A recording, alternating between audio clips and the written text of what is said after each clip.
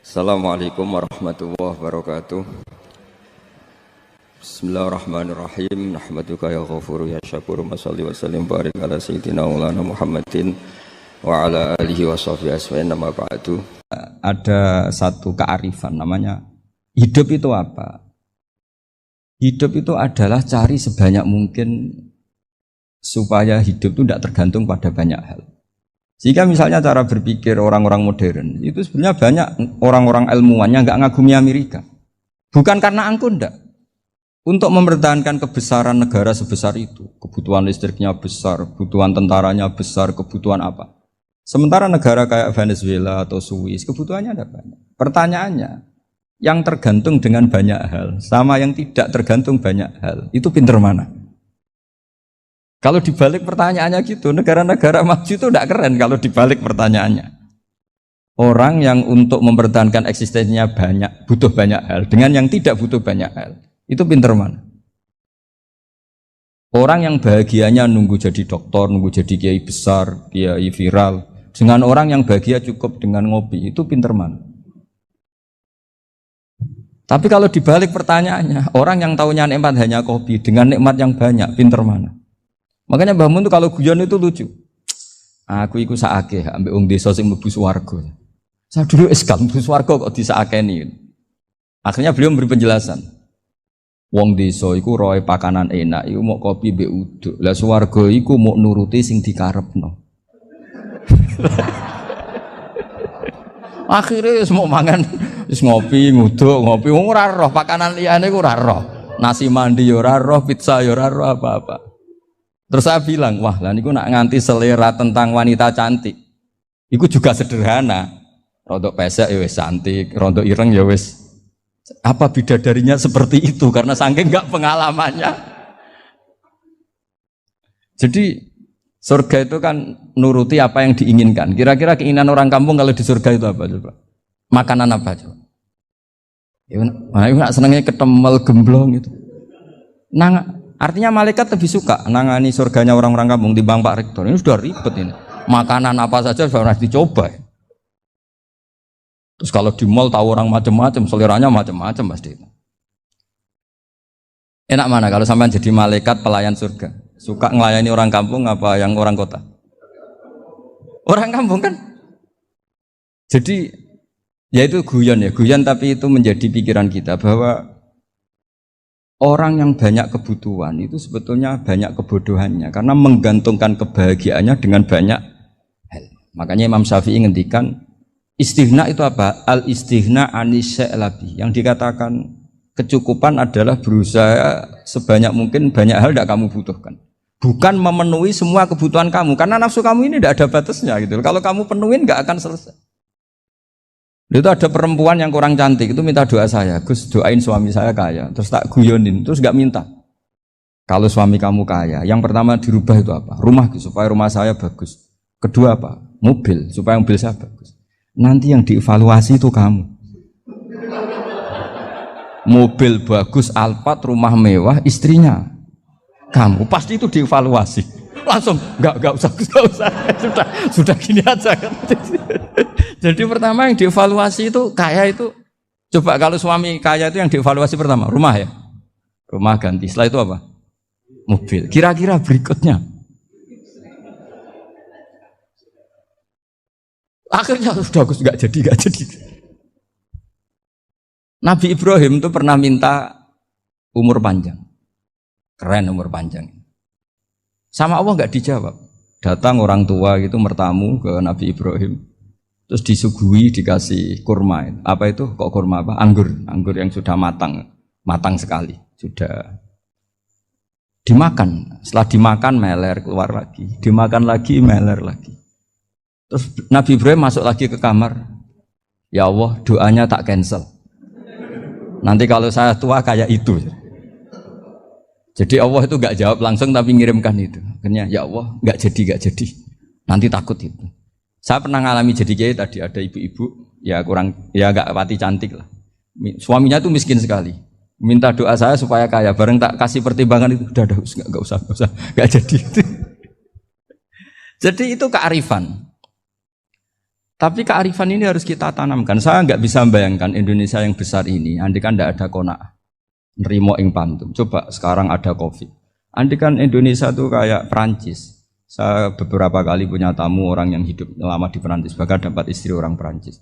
Itu dulu nggak begitu mencintai Indonesia. Tapi setelah di Perancis 2 tahun, wah Indonesia hebat. Di Perancis tuh kata dia kalau cerita, semua kebutuhan masyarakat itu dibebankan ke negara. Apa saja minta negara, apa saja nyoal negara. Sementara Indonesia, coba kalau Indonesia mengalami seperti ini kok tidak ada qanaah, rimo ing pantum, bisa kios Indonesia.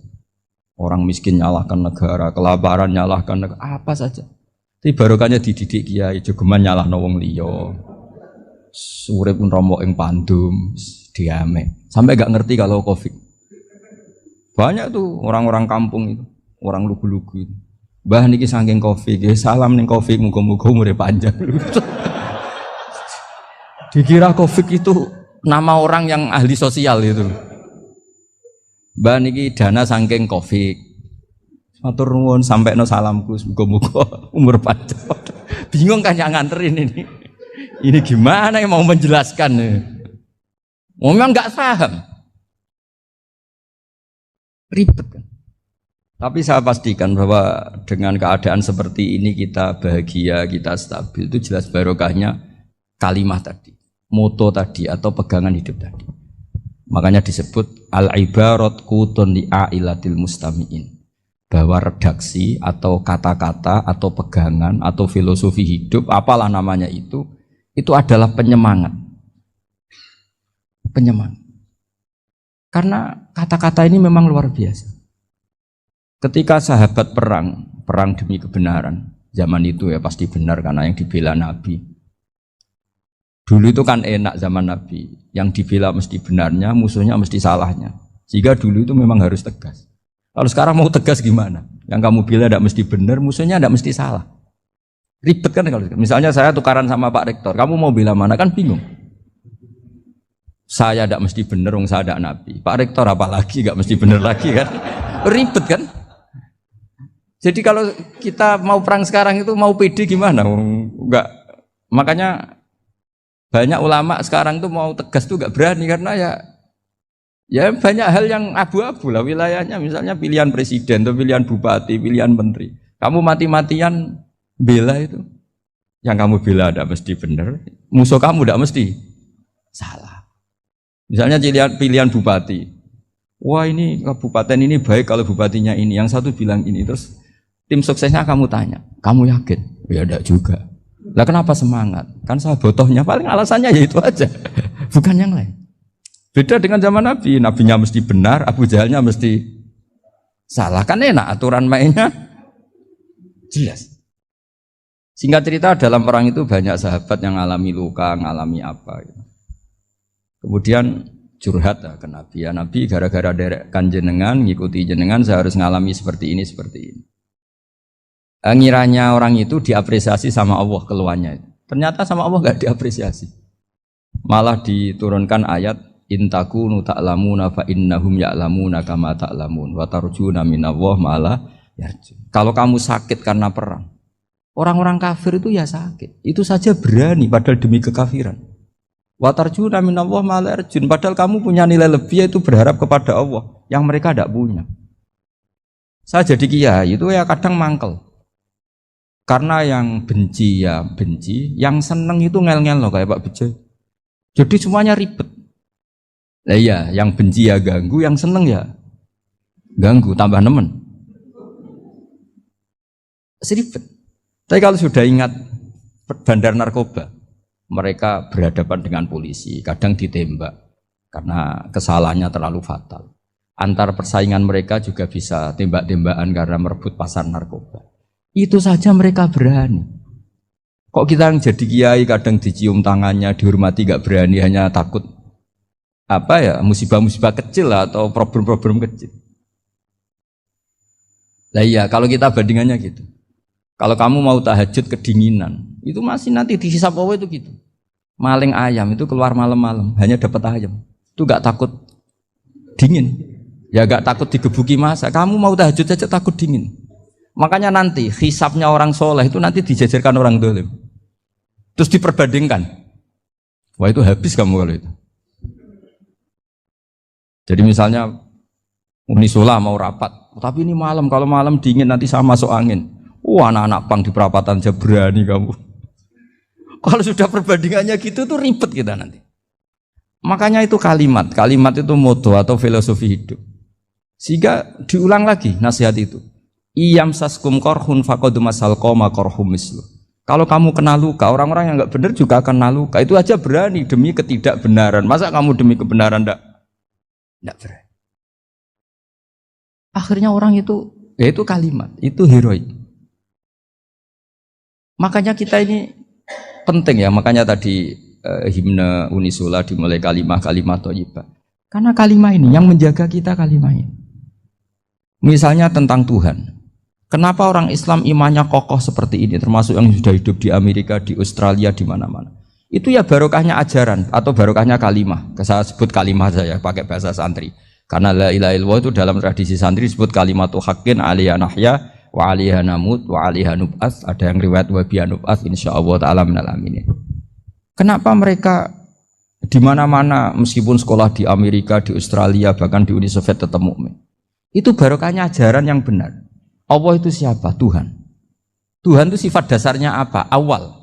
Dia harus wujud awal sebelum makhluk yang lain. Sehingga ketika ada negara yang maju, yang tertib, manajemennya tertib, masyarakatnya makmur, tapi punya Tuhan yang tidak seperti itu, tidak awal, itu sudah gak nyaman. Karena ndaklah keren Tuhan saya, karena Tuhan saya itu al-awwal, zat yang pertama. Tuhan saya keren lah, zat yang gak mati.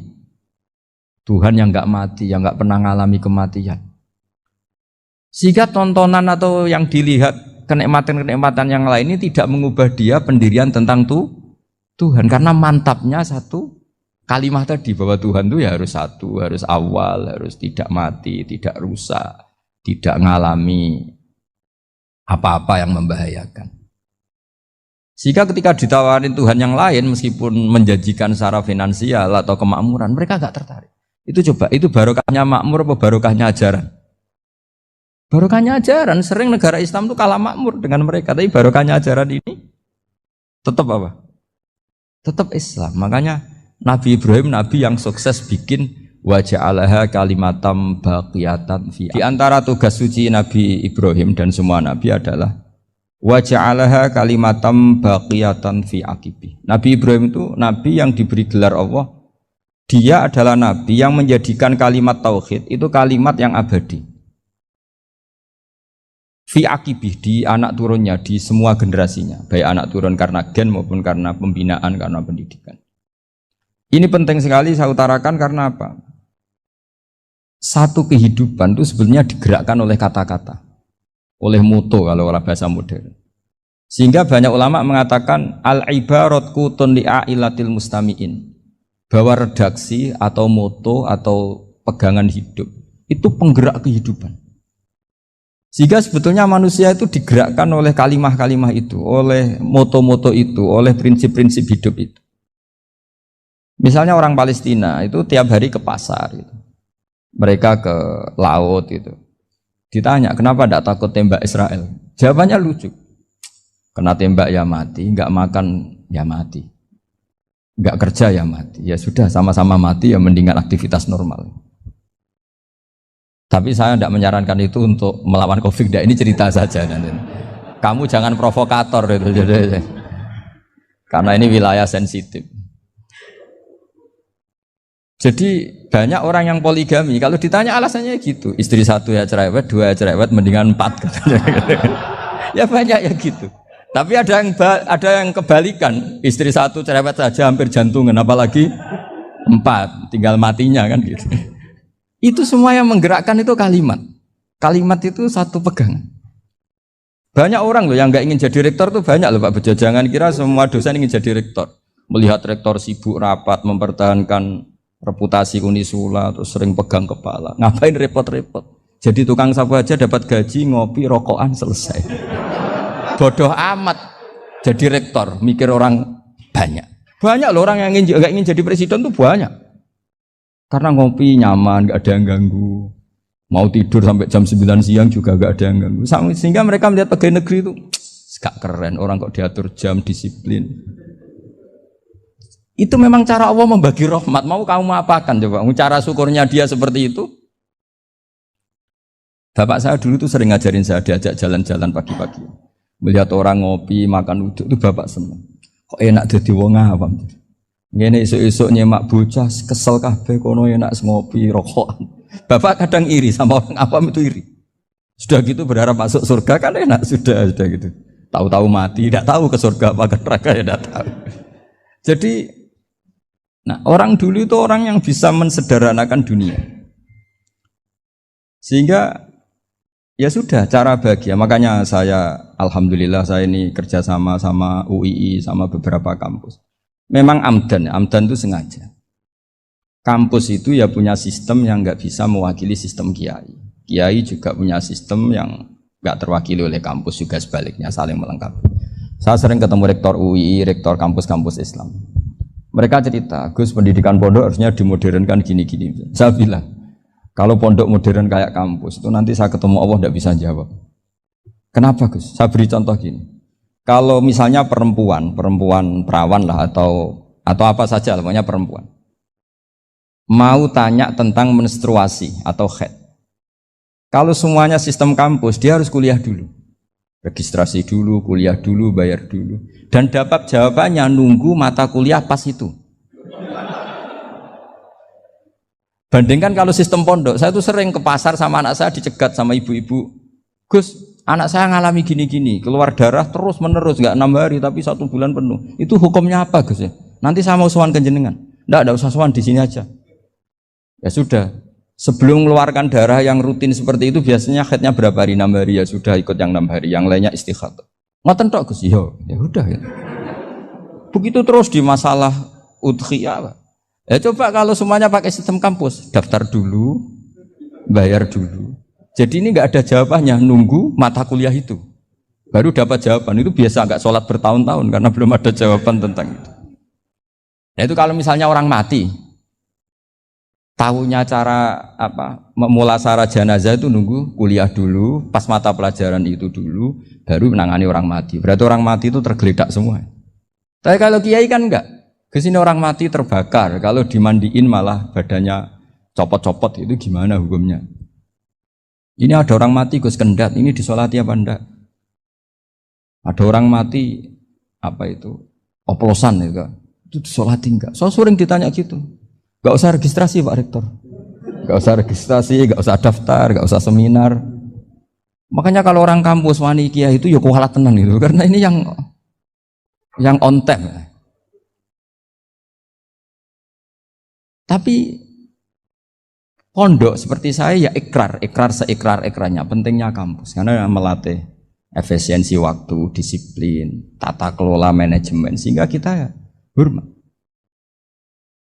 Tapi tadi kita harus saling melengkapi sehingga saya tunjukkan ke publik bahwa saya hormat sekali sama polisi, sama tentara. Coba kita bisa apa ngadepi bandar narkoba kalau enggak polisi? Bisa apa coba menjaga NKRI kalau enggak tentara? Itu juga ya sudahlah kita memang fa inna yadallahi ma'al jamaah, kita berkah itu kalau bersama-sama. Enggak bisa kita sendiri. Nah lalu orang kayak saya itu ya beberapa kali sebetulnya saya itu ditawanin jadi doktor honoris causa apa. Kekhawatiran saya satu Pak Bejo.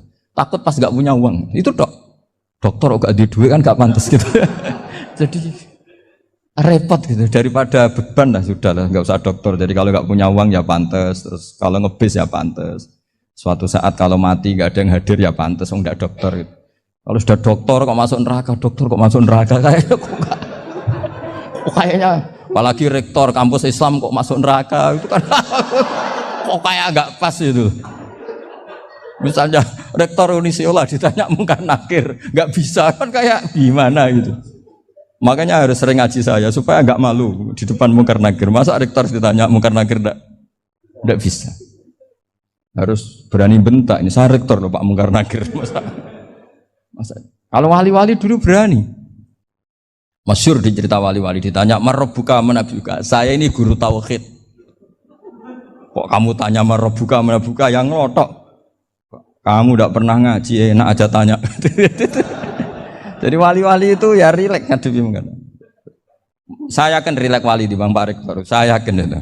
Karena wali itu lebih dekat. Tapi ini kesalahan yang tidak maksiat. Insya Allah dimaafkan Allah Subhanahu Wa Taala ini karena kesalahan itu ada dua. Ada kesalahan yang maksiat, ada kesalahan yang tidak maksiat. Saya punya komitmen terhadap agama ini. Baik tadi yang dikatakan Pak Rektor. Ada unsur ulama, ada unsur habaib, ada unsur pengusaha, ada unsur birokrat. Di antara kenangan-kenangan saya dari Syekhina guru kita bersama Kiai Haji Maimun Zubair, beliau itu sering dawuh, sering ngendikan, dan itu saya sampaikan juga ketika 7 hari wafatnya Agus Robah, cucu Mbah Maimun, putra Agus Subah. Di antara yang beliau katakan itu adalah sok hak agama itu sing gawe pegawai negeri. Itu berkali-kali beliau ngendikan gitu. Ya saya agak bantah. Lah kalau santri, Pak, ya santri karuan mesti gawe agama, tapi sok ben sing gawe pegawai negeri. Setelah saya jadi kiai dan penelitian, saya itu berkali-kali didatangi dokter, tentara, juga polisi. Mereka sering bilang gini, Gus saya ini dokter negeri. Saya ke NTT, ke Papua, karena saya muslim, berkebutuhan Islam, maka dibikinkan musola, dibikinkan masjid.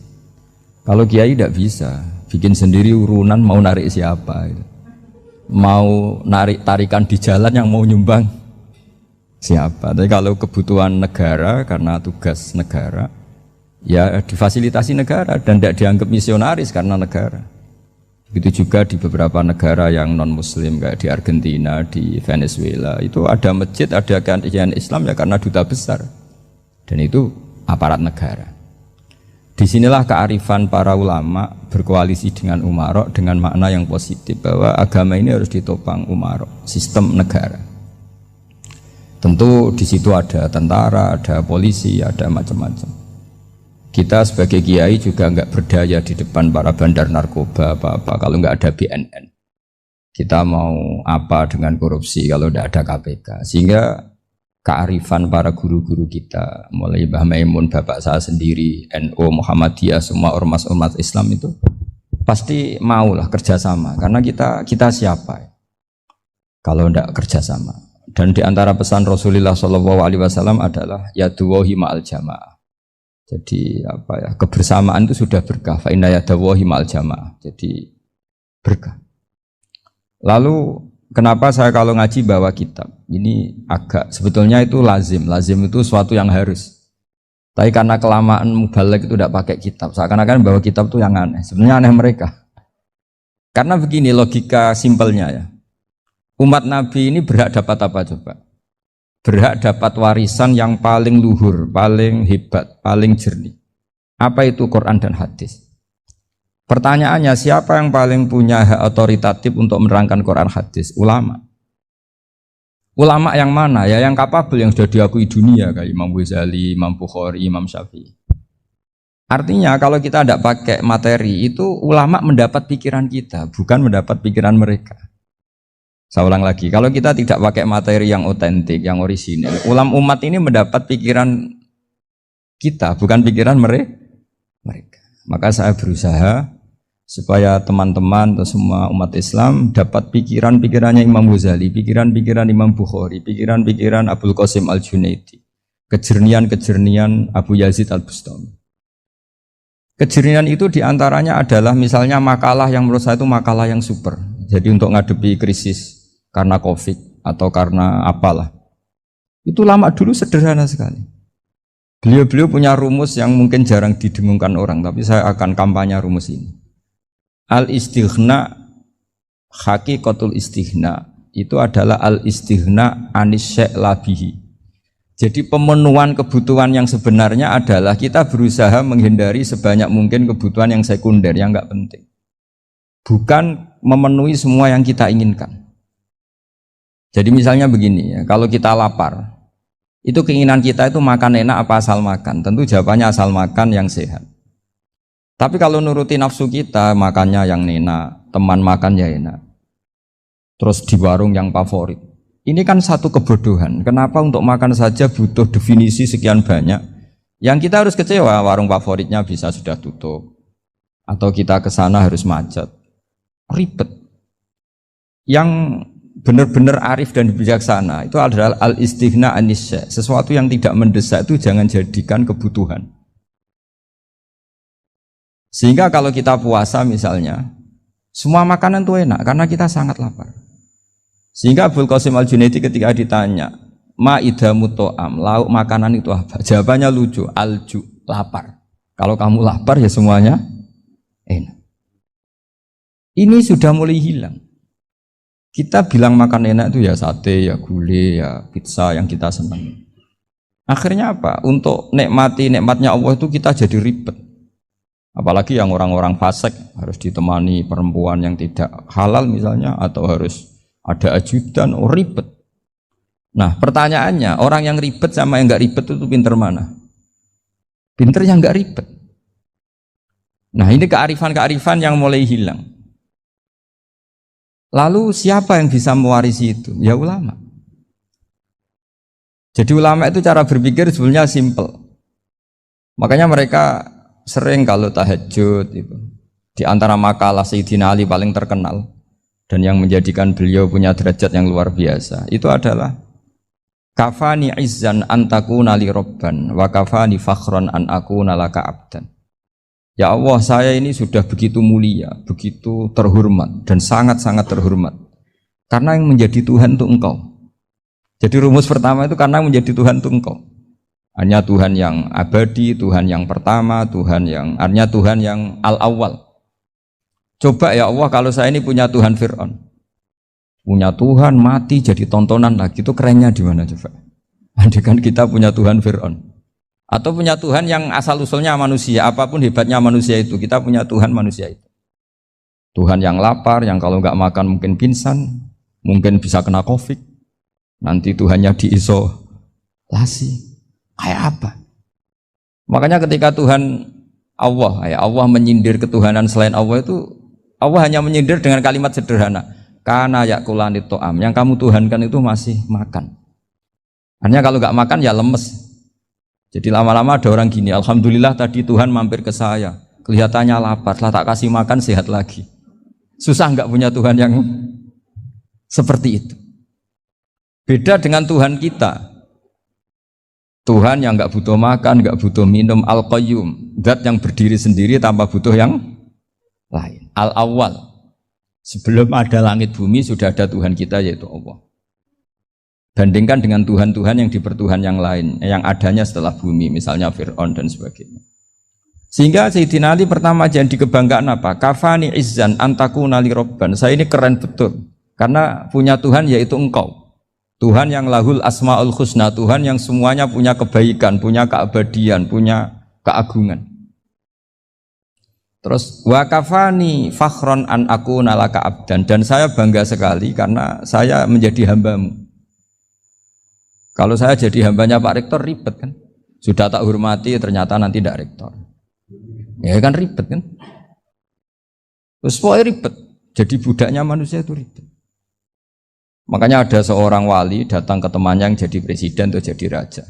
Datang ke situ karena tidak punya uang, mau minta uang karena temannya raja. Setelah sampai sana ternyata temannya ini karena orang soleh pas berdoa, ya Allah saya minta ini, minta ini, minta ini. Terus si wali tadi pulang. Kenapa kamu pulang? Ternyata dia sama, masih minta-minta kayak saya. Jadi sederhana dia. Sama-sama minta kamu, minta zat yang kamu mintain katanya. Jadi dulu itu orang itu sebegitu dekat dengan Allah. Sehingga si raja ini terus ketemu wali tadi tanya, kenapa kamu menyepelekan saya? Padahal sekarang saya raja. Terus ditanya sama wali tadi, karena temannya, kalau kamu di padang pasir tidak bisa minum, dan harus minum 1 gelas, dengan ongkos kamu harus mengasihkan semua kerajaan kamu demi minuman itu. Pilih mana, minuman apa tetap jadi raja? Ya saya milih bisa minum. Saya tidak raja tetap hidup, tapi kalau nggak minum mati.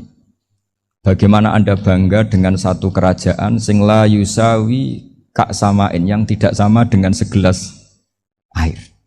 Jadi artinya terus mereka melihat jadi raja itu ya biasa, jadi presiden biasa, jadi rektor biasa. Karena mereka biasa berlogika, hakikatul izzah itu ya at-taqarrub ila Allah, yang benar-benar terhormat itu ya dekat dengan Allah. Begitu seterusnya mereka bikin paradok-paradok yang aneh, tapi itu menjadi pelajaran. Bapak saya Ki Nur Salim itu senang baca anekdot Nasiruddin Koja. Itu kalau bikin orang-orang aneh, itu dia datang ke satu pesta, pakai baju lusuh, pakai sarung lusuh atau celana lusuh, sama Sohibul Bait yang punya acara dibiarin. Setelah dibiarin dia pulang pakai jas, pakai dasi, pokoknya keren. Dihormatin, pakai alpat, pokoknya dihormatin. Silakan. Pas dia disuruh minum, minumannya itu disokkan saja ke sakunya. Jas, kamu harus minum yang banyak, karena kamu yang dihormati, bukan saya. Terus makanan ya semuanya diletakkan di saku, ada yang apa? Ayo kamu makan yang banyak. Alpatnya juga gitu, dikasih sate apa? Ayo kamu makan yang banyak. Mereka tidak melihat saya, melihat kamu. Akhirnya orang satu pesta itu istighfar semua, berarti kita ini salah. Terus dia pidato, kenapa kamu uang gitu? Tadi saya datang, orangnya sama. Gara-gara beda pakaian, penghormatannya beda. Berarti yang berhak dapat makanan ini jasa ya, bukan saya. Betapa naifnya kita sebagai orang. Ternyata kita masih hormat sesuatu yang seperti itu, yang atribut. Jadi orang-orang sufi itu orang yang bisa menertawakan dunia. Akhirnya ya, pertama dia dianggap orang gila, masa jas dikasih makan, dikasih minum. Tapi secara fikih dia benar, haram dia makan. Karena pas dia datang dibiarin, setelah pakai jas dikasih makan. Berarti hakikat yang dapat rezeki siapa? Jasnya apa orangnya? Jasnya apa orangnya? Jasnya. Jadi itu orang-orang sufi, kearifan orang-orang dulu itu bisa ngelola hal-hal yang keseharian menjadi luar biasa. Ada seorang wali melihat istrinya makan satu piring, anaknya makan satu piring. Ditanya, kalian kenyang? Wah, kenyang sekali. Melihat anaknya minum kopi satu cingkir, senang. Kalian senang sekali. Wah, kalau senang dengan hal-hal yang murah bisa, ngapain harus senang dengan hal-hal yang mewah? Bodoh sekali saya. Sehingga terus mereka bisa qanaah. Qanaah itu ya hidup itu simpel, sederhana. Sehingga kita ini bekti sama orang tua misalnya. Itu ya karena ajaran. Suwargamu itu karek wong tuamu. Nak wong tuamu ridho, Allah ridho. Nak ora ridho, Allah ora ridho. Ridho wa fi ridhol walidain wa sakhatu wa sukhtu wa fi sakhatil. Sehingga ketika ada orang tua yang agak brengsek gitu, anak-anak tetap hormat. Punya orang tua yang miskin, yang sudah miskin, tukang tombok nomor, banyak kan di kampung gitu. Ya tetap hormat. Coba kalau dari awal kita ngajari orang tua kamu hormati ya, kalau baik, kalau tidak usah. Bisa geger Indonesia. Tapi barokahnya ajaran-ajaran itu Indonesia tertib karena ada ajaran. Nah ini di sini ini pesantren dan Unisula semua harus berkontribusi membuat ajaran yang benar itu adalah ciri utama Islam. Sehingga Islam ini dimulai dengan ajaran kalimatu haqqin alaiha nahya wa alaiha namut. Sehingga kita tenang seperti ini. Saya ini termasuk kiai yang tenang. Meskipun kata orang banyak saya ini kiai besar, tapi termasuk kiai yang paling tenang. Termasuk yang paling tenang. Karena saya ini pakai mazhab orang-orang hebat. Saya berkali-kali cerita, orang kayak Imam Syafi'i itu orang yang luar biasa. Saya berkali-kali cerita. Orang yang tadi nyium tangan kamu ya Imam Syafi'i, di belakang tuh ngerasani kamu, menghujat kamu. Jawabannya enak saja. Berarti saya alhamdulillah orang yang wibawa. Buktinya di depan saya nggak berani. Jadi enteng saja. Diceritain sebagian kampung, sebagian separuh dari warga kamu itu nggak suka kamu. Ya bagus lah nggak suka saya, nggak akan utang duit saya. Di mana-mana orang utang itu karena teman dekat. Kalau nggak seneng pasti minimal nggak utang, nggak pinjam mobil, nggak pinjam apa. Berkah mana yang seneng sama yang gede? Jadi dianggap enteng saja. Semua yang dialamin dianggap enteng saja. Misalnya punya istri pemarah, ya baguslah marahin suami. Kalau marahin tonggo malah ribet. Jadi kamu harus terima kasih kalau dimarahin istri. Baguslah marahin saya mah, kalau marahin tonggo ribet. Jadi enteng saja. Tapi kita sekarang tuh karena nafsu ya, sehingga menghadapi hidup ini ribet. Ulama dulu kalau mau mati itu senengnya bukan main. Sudah lama saya ini ingin gak maksiat. Kayaknya gak maksiat paling efektif itu mati. Ya tidak apa-apa Gusti, kalau sebaiknya mati ya mati aja. Enteng saja. Jadi melihat kematian itu akhir dari segala keburukan atau potensi keburukan. Apapun baik kita sekarang, suatu saat mungkin kita gak baik.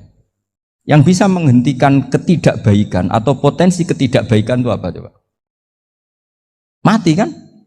Berarti mati itu mengerikan apa menyenangkan? Mesti kamu tidak berani menjawab. Meskipun secara ilmu kamu berani, tapi secara rasa agak berani kan? Saya ulang lagi ya, yang bisa menghentikan keburukan atau potensi keburukan itu apa coba? Apa?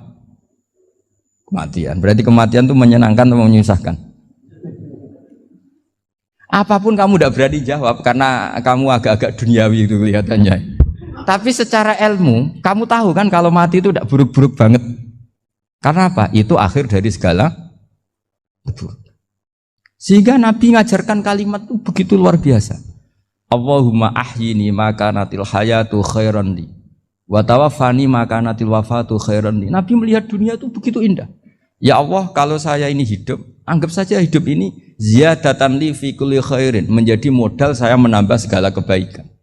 Jika suatu saat saya mati, anggap mawon rohatan li min kulli syarrin, itu akhir dari segala keburukan saya. Sehingga mati hidup ya baik karena di situ kita bisa berkontribusi beramal soleh. Mati juga baik karena mengakhiri segala keburukan.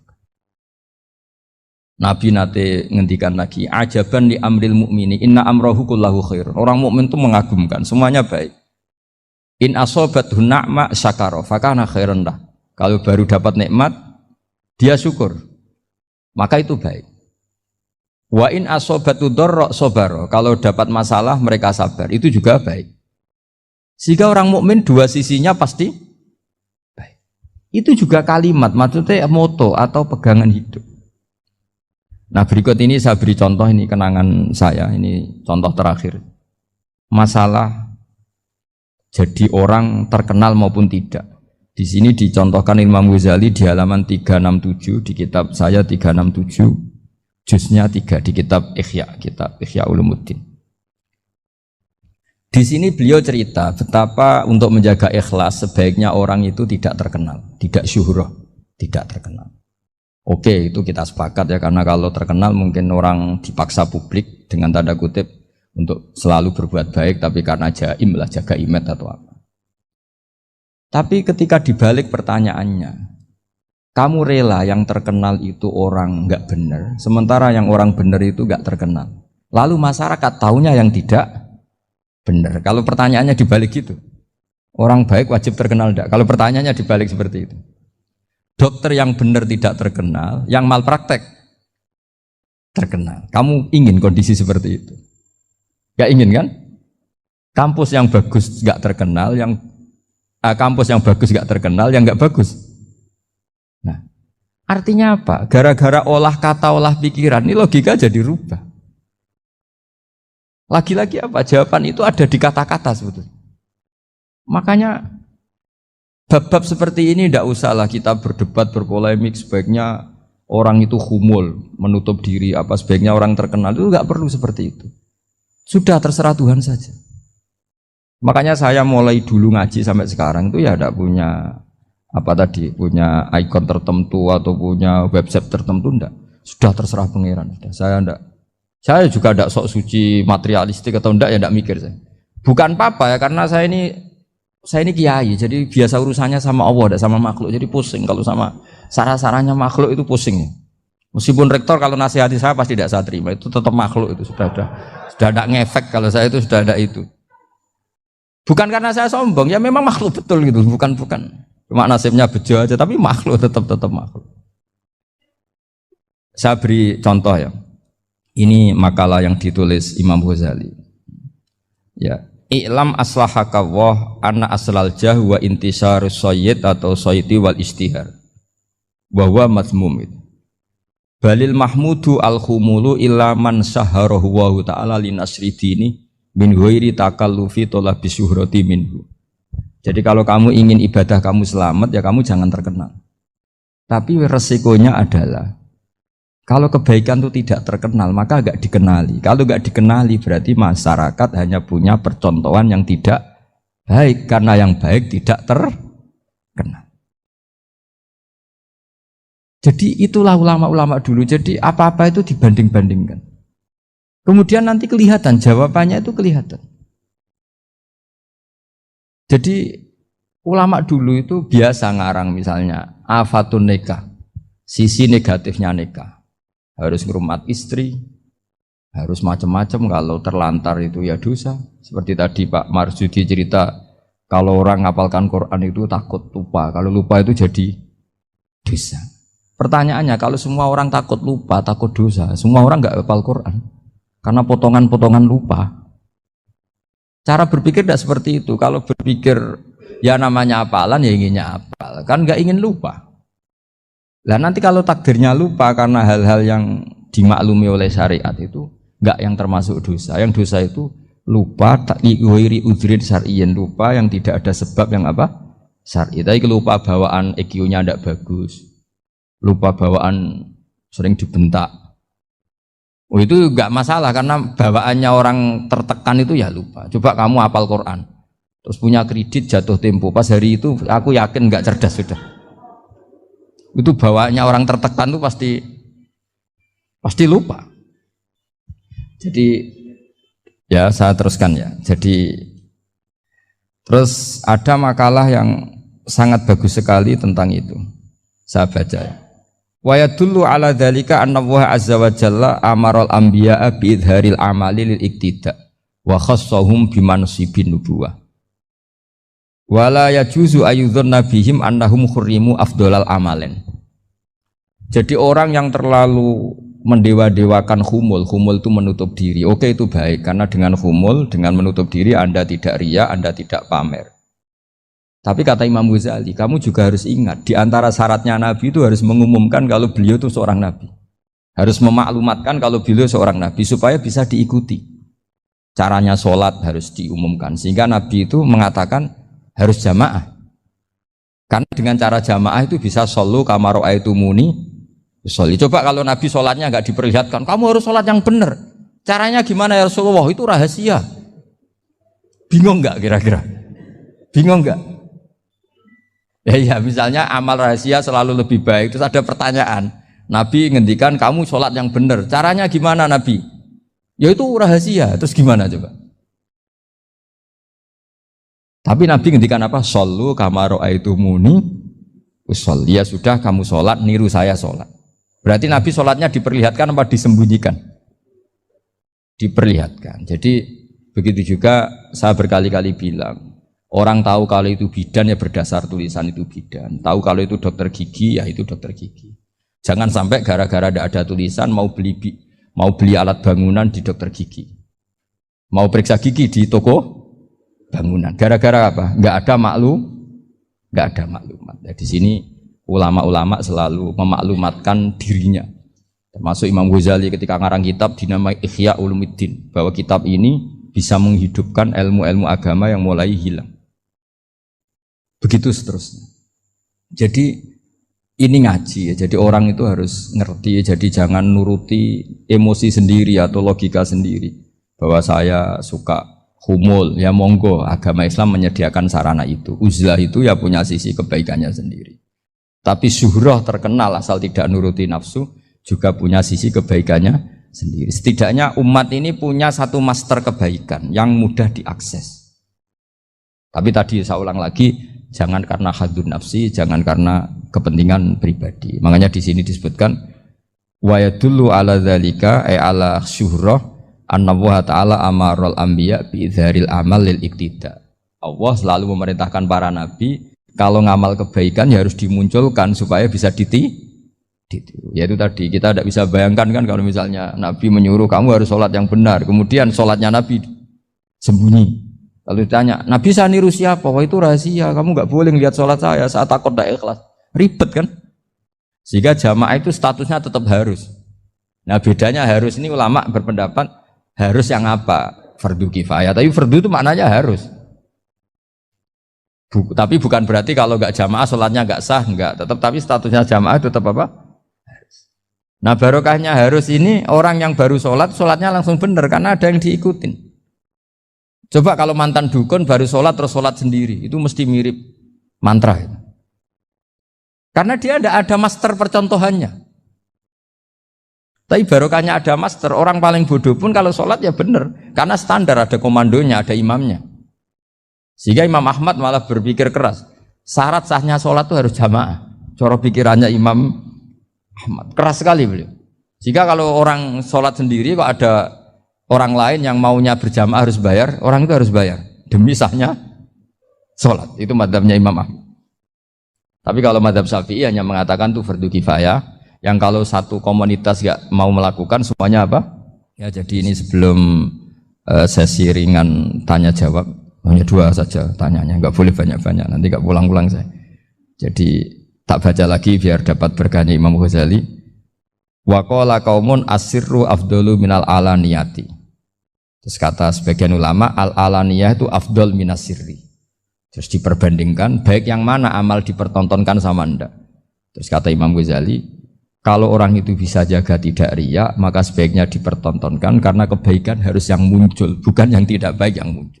Makanya ketika Unisula memaklumatkan diri sebagai ingin jadi generasi khairah ummah, itu kalau diterjemah itu kan wow, khairah ummah, umat terbaik. Itu kan kayak agak angkuh. Tapi nggak apa-apa, itu nggak apa-apa.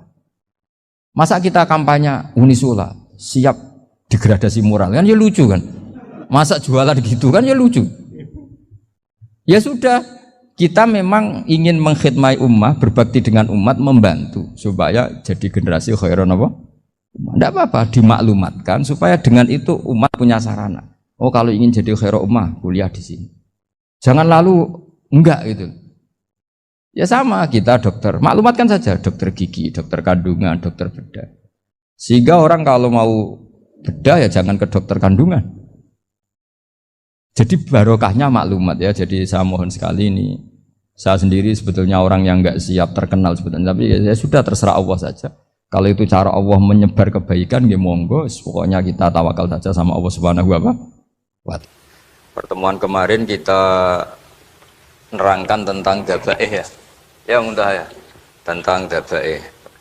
2 kali saya pertemuan ngisi fikih di sini tentang hewan yang boleh disembelih terus ukurannya hidup itu kayak apa. Kemarin kita cerita hayatun mustaqirrah sama hayatun sing ghairu mustaqir. Tapi kali ini saya akan cerita ilmu sosial ya. Kita sebagai umat Islam di Indonesia yang kita semua ahli sunnah wal jamaah mewajibkan amar ma'ruf nahi mungkar. Tapi saya mau cerita sedikit tentang fatwa Imam Ghazali dalam kitab Ihya, dan ini saya bukukan ketika 100 harinya Kiai Haji Maimun Zubair ketika saya diminta ngisi ceramah di acara 100 harinya Mbah Maimun Zubair, guru kita semua. Di antaranya adalah ketika melihat maksiat itu apa seharusnya kita membenci pelakunya atau malah justru menunjukkan simpatik dengan harapan bisa dibina. Ini halaman 20 ya, kalau di buku ini halaman 20. Sudah ketemu ya halaman 20. Di Ihya aslinya di kitab saya juz 2 halaman 225. Kemudian ada Ihya Darul Fiqh ini milik Pak Mustaqim, tadi tak cek halaman 29. Jadi supaya kita amar ma'ruf nahi mungkar itu pakai ukuran yang dipakai ulama. Ya kalau di buku ini halaman 20. Ya kalau di buku ini halaman berapa? 20. Saya beri mukaddimah ya, misalnya gini, ada orang mabuk di jalan. Itu dia melakukan kemungkaran, jelas mabuk. Kadang-kadang ibunya itu solihah, keluarganya soleh, ikut majelis taklim. Dia mungkin tersiksa karena keluarganya mabuk. Atau mereka keluarga tersiksa anaknya mabuk. Tapi tersiksanya hanya mabuk saja, tapi gara-gara kamu nahi mungkar secara serampangan, kamu tegur, malah dosanya bunuh Anda. Ini namanya apa? Nahi mungkar sing yu'addi ila ma huwa akbahu minhu atau angkaru minhu atau syarrun minhu. Kamu nahi mungkar tapi tanpa perhitungan sehingga melahirkan mungkar yang lebih dahsyat, yaitu pembunuhan. Nah, di antara syarat kewajibannya nahi mungkar itu aturannya jangan yu'addi ila mungkarin sing akbaha minhu atau syarrun minhu, jangan sampai mendatangkan kemungkaran yang lebih apa? Buruk. Ketika keluarganya dengar anaknya mabuk mungkin masih bisa mentoleransi, tapi kalau dengar bunuh kiai atau bunuh orang yang sangat dihormati karena ditegur lebih tersiksa. Begitu juga misalnya ada orang yang sering datang ke masjid itu berjamaah sholat, tapi pakaiannya masih agak-agak gimana gitu. Cara papa ngerti ya agak gimana gitu. Dan ternyata kalau ditegur malah nggak sholat. Nah, ini kan kita punya perhitungan ya. Kalau ditegur gak sholat, kalau dibiarin tetap sholat, mendingan gak negur. Asal di hati kamu, jangan-jangan nanti gak ada pemandangan kalau ditegur lah, itu yang mulai masalah kan. Tapi sebetulnya itu mulai masalah, itu hadun nafsi. Kalau perhitungannya gitu hadun nafsi. Tapi kalau perhitungannya selama masih islami, dengan perhitungan-perhitungan haqquh wa rasulih, insya Allah itu ditoleransi. Nah, di antara makalah yang ini contoh ini untuk anak-anak BG, untuk PSG, tak warai caranya jadi wong alim, ini jujur saja, tidak niat sombong. Saya itu kalau punya makalah itu sampai begini. Ini itu satu makalah sebelum dicetak itu berupa buku ini. Ini begini modelnya. Jadi referensi yang sama tak tulis dari berbagai kitab yang berbeda. Dulu ketika Syekhina Kiai Haji Maimun Zubair masih sugeng, tiap ketemu itu dicek. Itu dari kitab apa. Jadi selain referensi secara mudawana, Al-Kutubul Mudawana, juga dikonfirmasi berkali-kali. Misalnya gini, orang sekarang itu gak siap dakwah orang yang ahli maksiat. Dulu itu zaman Nabi dakwah itu malah gak sekedar gak maksiat, masih kafir yang didakwai. Pertama Quran turun tidak ada qul ya ayyuhan nahdiyun, qul ya ayyuhal muhammadiyun, yang ada malah qul ya ayyuhal kafirun, karena yang didakwai orang kafir. Jadi kalau kamu nyari dakwah yang sudah orang steril, sudah soleh semua, itu orang Jawa nguyai segoro, sekarang soleh kok bu dakwah. Jadi memang tantangannya dakwah itu ke objek yang kita nggak siap. Nggak siapnya mungkin kita beda agama, mungkin beda kultur, beda kesolehan tuh. Ya, jadi ini tak baca beberapa makalahnya orang dulu. Ketika melihat saudara kita, teman kita atau tetangga kita melakukan maksiat atau sedang maksiat. Tak baca Arabnya dulu, mungkin sebagian nanti itu mungkin biar barokah. Ini teks aslinya Imam Ghazali. Wa turuqus salafi qad ikhtalafat fi izharil buhdi ma ahlil ma'asi. Semua orang salaf berbeda-beda dalam memperlihatkan ketidaksukaan ma ahlil ma'asi. Tentu kita semua tidak suka perzinaan, nggak suka mabuk-mabukan, nggak suka togel, nggak suka judi. Terus fa'in kulta, ini yang mulai dialek gitu ya. Fa'in kulta itu andekan ada satu pertanyaan, yaitu yang mulai halaman 20. Fa'aqallu darajati fi izharil bughdi al-hajru wal i'radu wa qat'ur rifqi wal i'anah.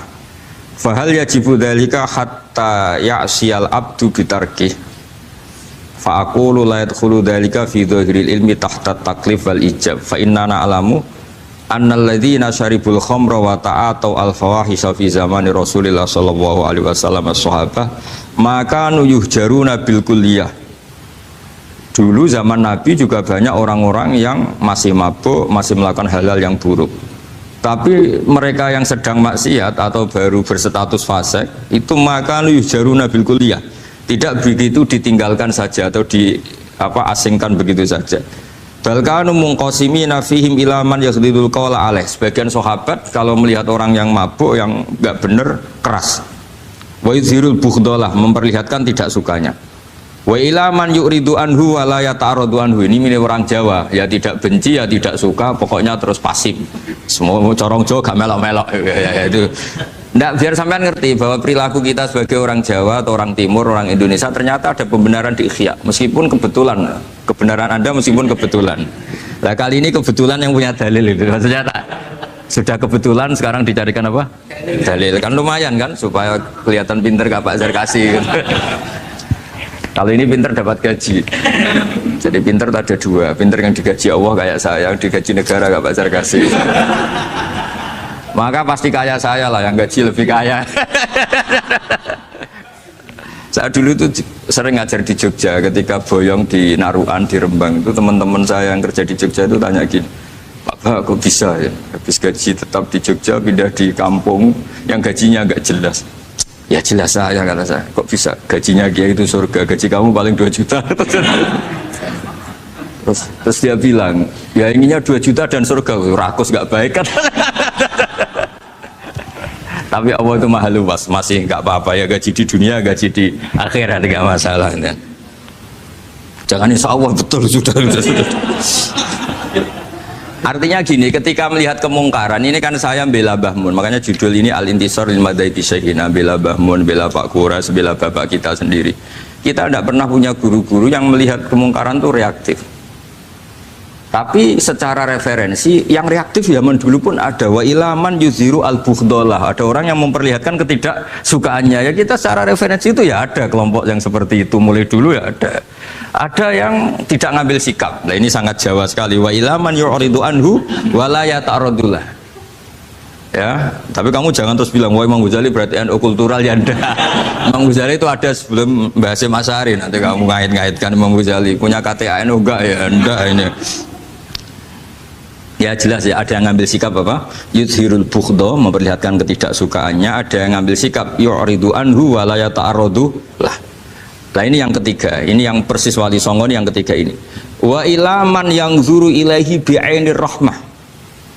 Ada orang itu melihat temannya maksiat, saudaranya maksiat, bawaannya malah tambah suka, tambah sayang. Karena itu dianggap sarana menarik simpati, kemudian berharap nanti menjadi baik. Ini yang ketiga, ini yang mungkin paling berat, tapi itu percontohan yang diceritakan wali-wali Songo. Ini jelas ada ya kelompok ketiga. Artinya gini loh, kalau kamu melihat kiai atau sejarah Wali Songo yang empati atau membina orang-orang fasik dengan kasih sayang, kamu jangan langsung bilang ini Islam apa tidak nahi mungkar. Kamu yang kurang ilmu ribet. Ini jelas ada takbirnya. Mulai ini Imam Ghazali loh, Hujjatul Islam. Orang punya gelar Hujjatul Islam. Bukan dokter, bukan profesor, Hujjatul Islam. Sedunia lagi, bukan versi kampus tertentu. Sedunia, diakui sedunia. Ternyata mulai dulu ada orang yang pilihannya apa? Wa ilaman yang zuru ilaihi bi'ainir rahmah. Ada terusannya, wala yu'athirul muqata'ah wa taba'ud. Dan dia tidak ngambil sikap memutus hubungan dengan yang sedang maksiat. Jadi bawaannya malah yang zuru ilaihi bi'ainir rahmah dan tidak muqata'ah. Tapi tentu ya tidak muqata'ahnya karena niat bina ya, bukan koalisi. Bukan malah menik. Nanti kayak tadi kalau ada yang ke masjid masih pakaiannya agak gimana, dibina itu untuk lebih baik.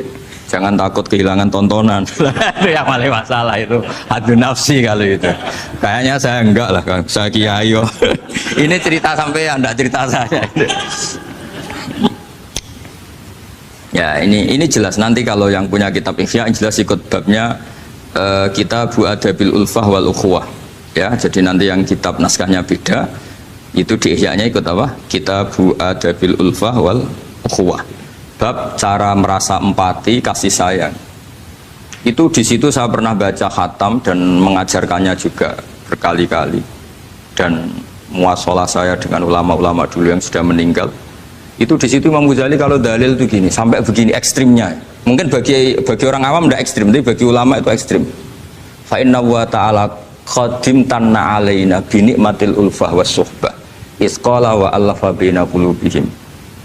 Jadi kebencian itu tidak termasuk nikmat yang dihitung Allah. Yang dihitung Allah termasuk kenikmatan itu wa allafa baina qulubihim. Jadi mu'alafah, merasa nyaman dengan teman kita, saudara kita, meskipun beda ormas, beda kultur, beda apa, itu bagian dari kenikmatan.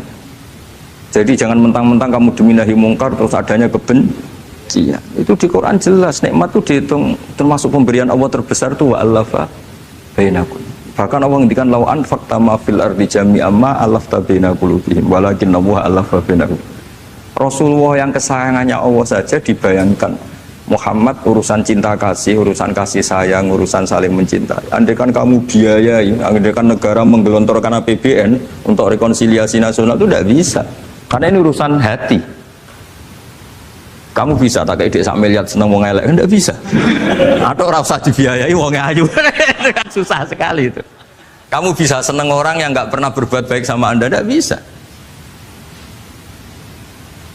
Tapi walakin Allah allafa. Kalau Allah sudah menghendaki itu semuanya bisa. Kita kadang mencintai orang yang nggak pernah berjasa sama kita. Kamu punya teman yang sering takdir kamu nggak pati cocok sama orang yang nggak pernah naktir kamu seneng. Kalau Allah sudah alqal mahabbah, siapa yang bisa mengendalikan kehendak Allah? Kamu punya teman mulai SMP, SMA tidak bisa senang, ketemu pertama di bis senang. Yang bisa ngatur itu siapa kalau nggak Allah? Meskipun cara kaidah witing trisno jalaran kulino, tapi Allah menghendaki pandangan pertama senang, pandangan 9 tahun bosen. Tidak kurang cara kalau makanya Para ibu-ibu harus tetap berdoa, ya Allah ya muqallibal qulub. Sabit qalba zauji ala mahabbati. Itu kalau nggak didoakan wah bisa hilang semua itu kan. Suaminya nggak mau berdoa gitu. Karena takut kurang variasi. Tapi ini cerita cinta, cerita ulfa, tidak bisa. Lau anfaqta ma fil ardi jami'an ma allafta baina qulubihim. Tapi walakin Allah allafa. Itu kalau urusan. Makanya jenengan harus syukur. Bawaan saya melihat sampean anak-anak BG itu cinta. Padahal nggak jelas asal usulnya piye. Terus. Tapi saya sudah 4 tahun, kalau 5 tahun ngajar di sini. Diam di Jakarta katanya harus ya. Harus. Harus. Itu bahasa keangkuhan harus. Karena kalau di kitab fikih itu ijabu malam yajid termasuk dosa besar. Karena berarti musyarrik apa? Ya Pak Sarkasi ya. Iya, di Sulam Taufik jelas termasuk dosa besar ijabu malam yajib. Mewajibkan sesuatu yang tidak wajib. Mergo fa anta musyarrik, berarti kamu bikin syariat baru. Karena sudah ada mandubat, ada masyru'at, ada syariat ini sudah sempurna. Faman aujaba malam yujib humuwah wa rasuluh fawa musyarri'un. Dari berarti dia musyarrik baru. Bahasa karsanya kayak ngaku nabi baru. Sudah tak maafkan santai. Tapi secara fikih jelas, sama lihat di Sulam Taufik termasuk minal kabair apa? Ijabu malam yajib, mewajibkan sesuatu yang tidak wajib. Musyarrik ya, musyarrik. Bukan tukang bikin syariat tapi ini musyarrik tukang yang di jalan mungkin. Saya itu saking fanatiknya ilmu, ini cerita ya, saking fanatiknya ilmu itu kalau hallnya bapak saya, karena kita keluarga pesantren, itu pengumumannya itu aneh, tidak wajib hadir. Karena takut ijabu malam, karena trennya pesantren itu gitu, kalau alumni itu harus hadir pas hall atau pas pengajian mulut. Kalau saya karena fanatik ilmu itu nggak pernah ada undangan sampai sekarang. Saya ngiyai sudah 2005 bapak, sampai sekarang nggak pernah ada undangan karena takut ijabu malam yajib. Karena saya orang bener, maksudnya ada kayak ini. Ini kacau ini. Saya ini lebih tua, lebih kiai, diatur yang lebih muda. Ini enggak orang Indonesia ini, Pak. Kalau orang Indonesia itu sopan ya. Orang Indonesia itu enak, sama orang kiainya monggo sak kerso. Pada sak kerso milih istirahat timbang mulang ya. Habis perjalanan jauh monggo sak kerso milih apa? Istirahat timbang mulang. Saya sudah tak maafkan kan. Saya kan orang baik jadi gampang maafkan. Ya ngatur ya dosa lagi udah. Ya ini jelas ya. Jadi ada 3 kelompok tadi ya. Jadi kalau jenengan sama orang yang tegas nahi mungkar atau apalah, ya mulai dulu ya ada wa ilaman yakhlidul bughdhalah wa yudhirul tadi apa? Ilaman yakhlidul qala alaih wa yudhirul bughdhalah. Itu mulai dulu ya ada. Terus ada yang model Jawa wa ilaman yu'ridu anhu wa la yata'arradu lah. Jadi gak ngambil apa? Sikap. Corong Jawa gak melok. Terus yang ketiga ini yang cerita Wali Songo, ya kita tidak menangi Wali Songo tapi sudah mutawatir lah kalau cerita-cerita Wali Songo itu nggak pernah negur orang, nggak pernah apa, tapi bisa merubah. Ini yang mahal kan bisa merubah. Itu apa cerita itu riwayatun sing tablughu hatta tawatur lah, karena semua versi kiai, versi film, versi buku kan semuanya sama Pak Zarkasi apa? Enggak, semuanya menceritakan sama. Kalau Wali Songo itu tidak main kekerasan tapi merubah. Kalau orang-orang yang terlalu liberal kan ya orang rubah, malah tadi seneng aja kalau ini semua orang pakai hijab ribet. Nah, itu yang ribet kalau sampean ganti niatnya gitu. Ribet gak punya pandangan tadi loh pada perhitungannya itu ribet kalau perhitungannya gitu. Ya ini jelas ya. Kelompok ketiga dan ini menurut saya yang luar biasa, wa ilaman yang zuri ilaihi bi ainir rahmah wa la yu'athirul muqata'ah wa tabal. Fahadihi daqaiqu diniyatun takhtalifu fiha turuqus salikin. Ini satu detail-detail yang mulai dulu orang itu beda-beda karena mungkin organ kita beda, psikologi kita beda. Kalau orang sosiologi mungkin ngamati latar belakangnya beda. Ada orang tuh santunya minta ampun, tak tanya tak pikir dia turunannya orang baik. Kalau saking santunya sayang nanya kiai aja kalah sopan sama dia. Tak tanya kamu kok orang baik padahal gak anaknya kiai. Karena saya trauma ditabui bapakku terus. Jadi dia sayang sama orang karena trauma. Betapa ada enaknya dikerasin. Ya nasibnya baik dia kok, kesimpulannya gitu. Ada yang dikerasin bapaknya terus dendam, anaknya yang kena. banyak orang yang mencintai istrinya, tak pikir dia turunannya orang yang sangat mencintai istrinya, ternyata enggak. Saya tahu Bu, sakitnya dicuekin suami. Ibu saya itu korban bapak saya. Gara-gara trauma itu terus sayang sama istrinya. Karena ibunya korban dibiarin sama bapaknya, ditinggal kemana-mana. Jadi kadang manusia itu nggak bisa ditebak. Ada yang anaknya orang harmonis, dia ada harmonis. Kok monoton ya?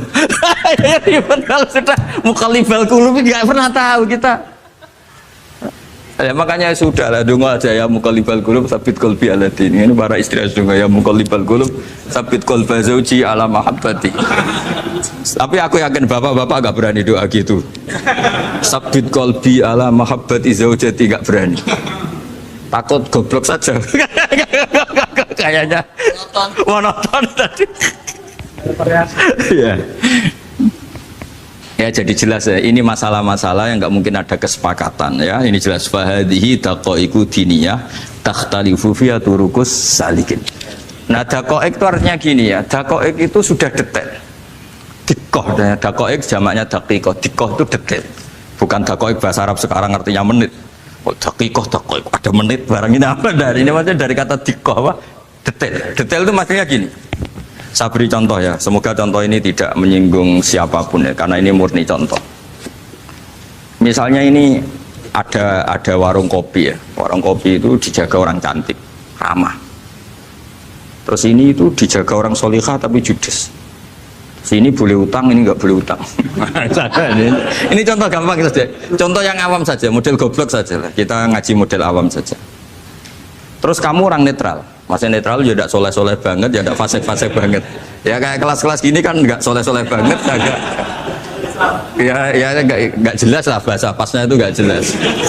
Kalau bahasa Qur'annya wa akharuna atarafu bidunubihim kholatu amalan solihah wa akhara. Delok kiai ya gelem, delok wedok ya gelem. Konser ya teko, pengajian ya teko, ini jenis kholatu amalan solihah wa akhara saya. Jadi Quran sudah gambarkan. Makanya kelompok kayak kamu itu termasuk kelompok yang dibayangkan Quran.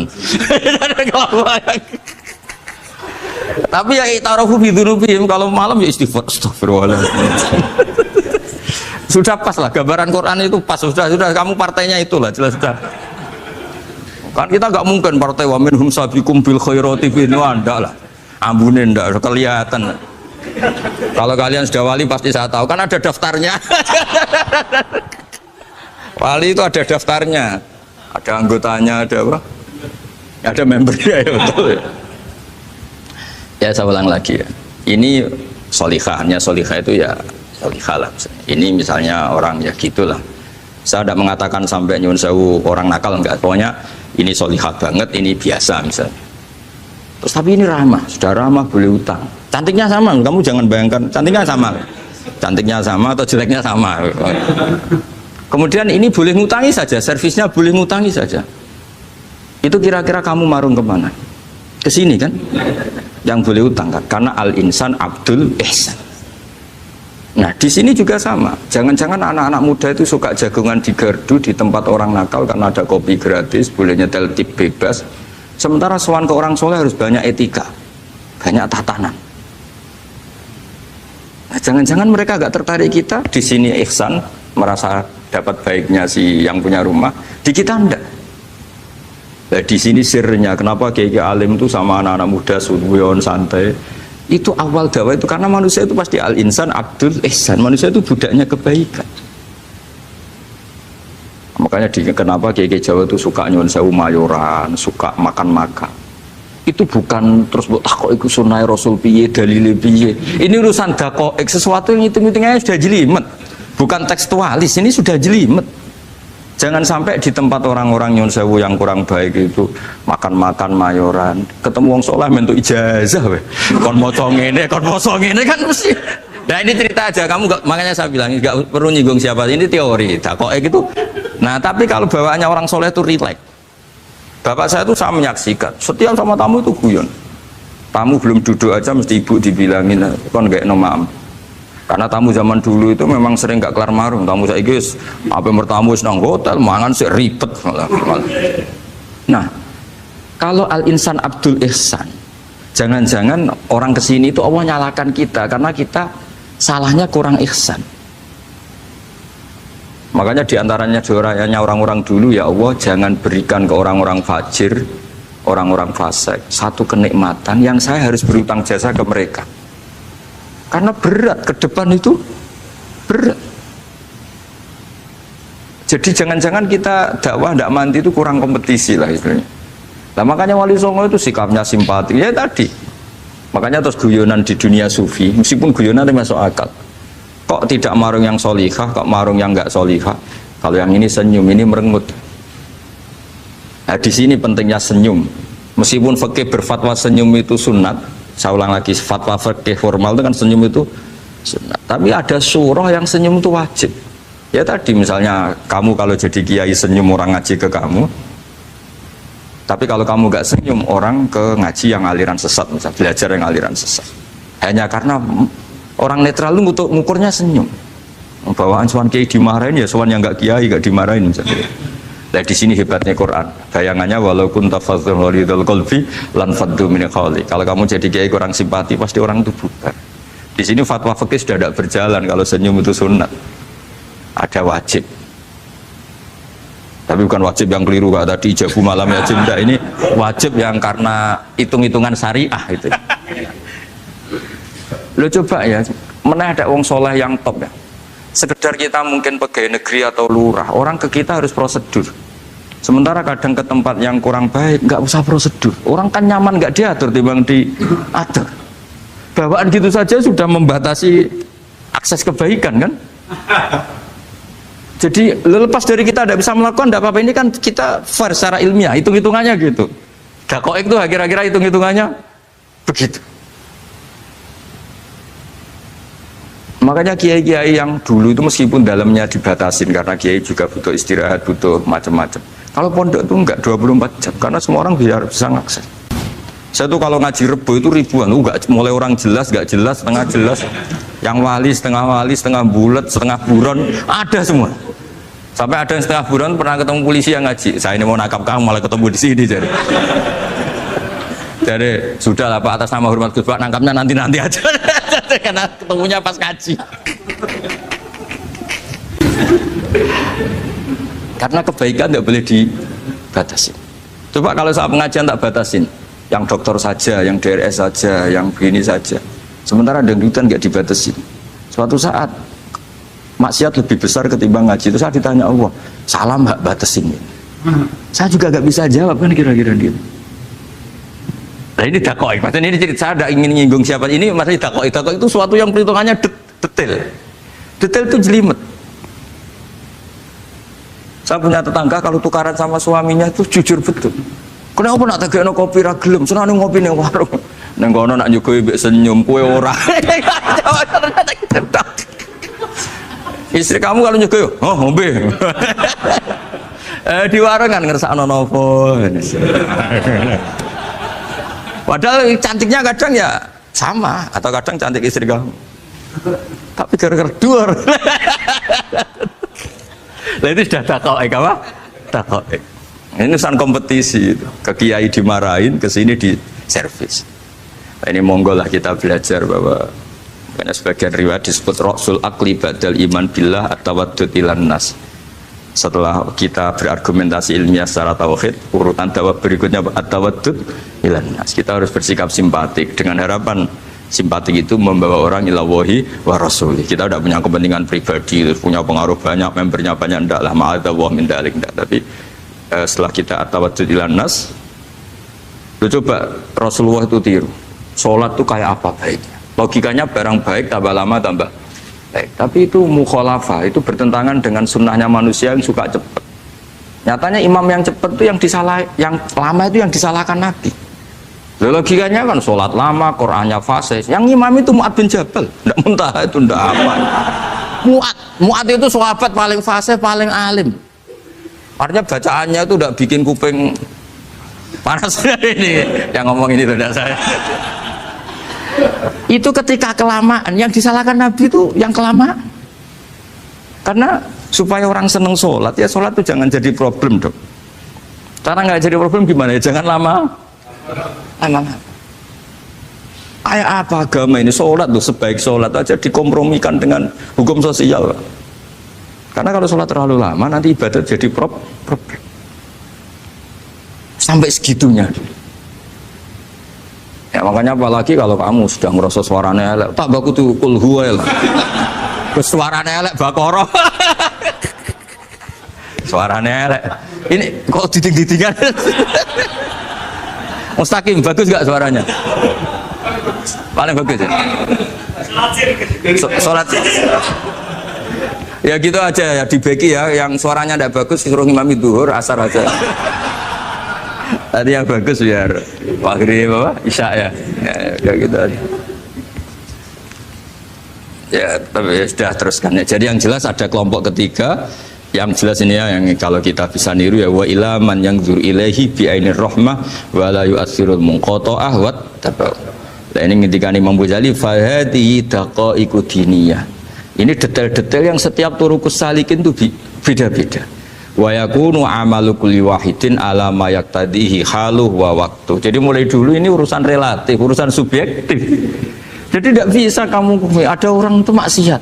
Bawaannya kalau nggak dikerengi ramari ya ada. Yang bawaannya dikerengi tambah nemen ya ada. Bawaannya nggak jelas ya ada. Banyak ya kalau itu banyak. Jadi mulai dulu tuh ulama dulu tuh fair seperti itu nggak perlu diperdebatkan lah, sudah mulai dulu ya beda bimuqtadul hal wal waqti ya. Nah sekarang orang kan milih, kalau yang keras nyari dalil keras terus, yang lunak cari dalil lunak terus. Akhirnya dalil kok dicari-cari itu gimana? Ciri utama kebenaran itu fi awali wahlah. Ada ciri utama kebenaran itu al-badihiyah. Makanya kalau dalam ilmu ushul fikih disebut watabadur alamatul haqiqah. Penemuan pertama itu bukti yang digandaki Allah hakikat. Misalnya kamu sama orang nakal tanggo kamu, tak kandani malah nemen. Spontan orang tuh pasti gitu. Karena di mana-mana sosialisasi itu dibutuhkan. Ketika negara atau kiai atau tokoh mau bikin apa, pertama targetnya mesti sosialisasi. Sesuatu pasti ada tadrijan. Itu siapapun, teori manapun, di dunia apapun. Nah itu namanya badiyah, pikiran segitu itu disepakatin. Nah kita kalau langsung marah, langsung mengusir itu udah pikiran badiyah yang konsensus. Misalnya anakmu nakal, dengar misalnya nyuruh anak kiai, dengar anakmu pacaran. Pikiran pertama itu seorang manusia itu, ya dikadani si api-api. Ya.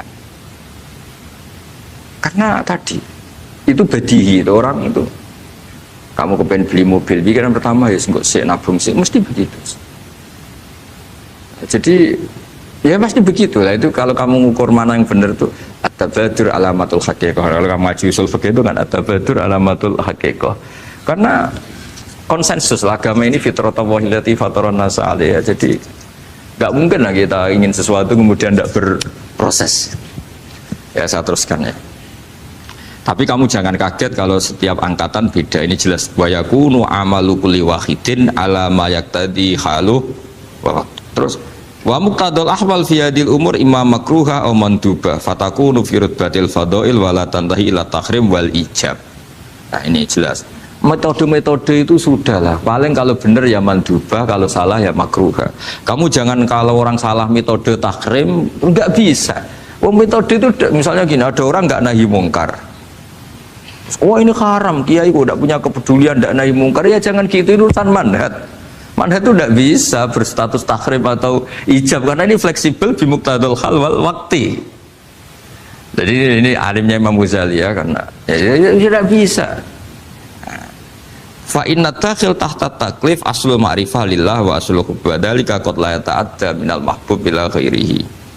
Wa innamal mu'tadi ifratul khub wastila'u. Wa dzalika la yadkhulu fil fatwa wa tahta dzahiri taklif. Jadi rasa itu tidak bisa dikendalikan taklif. Artinya gini, agama saja itu tidak bisa ngatur-ngatur rasa ini kan.